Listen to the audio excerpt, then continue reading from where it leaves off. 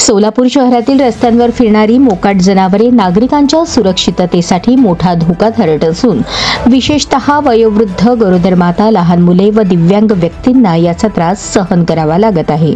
रस्त्यावर मोकाट फिरणाऱ्या जनावरांमुळे अपघात होण्याची शक्यता लक्षात घेऊन सोलापूर महानगरपालिका आयुक्त व शहर आपत्ती व्यवस्थापन समितीचे प्रमुख डॉक्टर सचिन ओंबासे यांनी 26 एप्रिल 2025 रोजी आपत्ती व्यवस्थापन कायद्यानुसार आदेश पारित केले होते।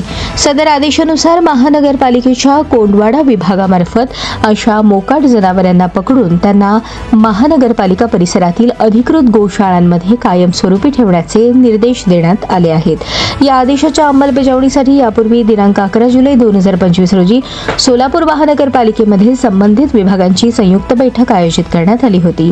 तदनंतर 8 सप्टेंबर रोजी दुसरी बैठक घेण्यात आली। या बैठकीस विविध समाजांचे प्रतिनिधी, पोलीस विभागाचे वरिष्ठ अधिकारी, स्थानिक पत्रकार सहभागी होते।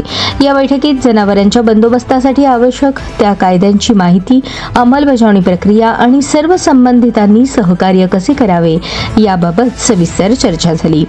मोकाट जनावरे रस्त्यावर आढळल्यास त्यांना लगेच पकडून गोशाळेमध्ये हलवण्यात येणार असून जनावरे मुद्दाम सोडणाऱ्या व्यक्तींवर कायदेशीर कारवाई केली जाईल असे स्पष्ट करण्यात आले।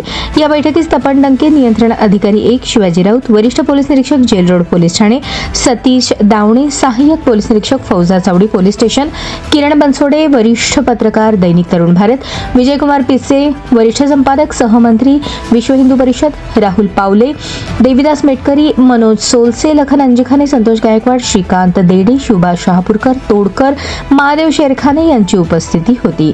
शहरातील मोकाट जनावरे रस्त्यावर सोडू नयेत आणि सार्वजनिक सुरक्षिततेच्या दृष्टीने महानगरपालिकेस सहकार्य करावे, तसेच प्रत्येक गोवंश यांना इयर टॅगिंग करावे असे आवाहन डॉक्टर सचिन ओंबासे यांनी केले। कारवाईचे नियम: पहिल्यांदा मोकाट आढळल्यास मोठे जनावर 10,000 रुपये दंड, लहान जनावर 5,000 रुपये दंड। दुसऱ्यांदा मोकाट आढळल्यास मोठे जनावर 20,000 रुपये दंड, लहान जनावर 10,000 रुपये दंड। पुन्हा मोकाट आढळल्यास जनावर कायमस्वरूपी जप्त करून गोशाळेत ठेवण्यात येईल।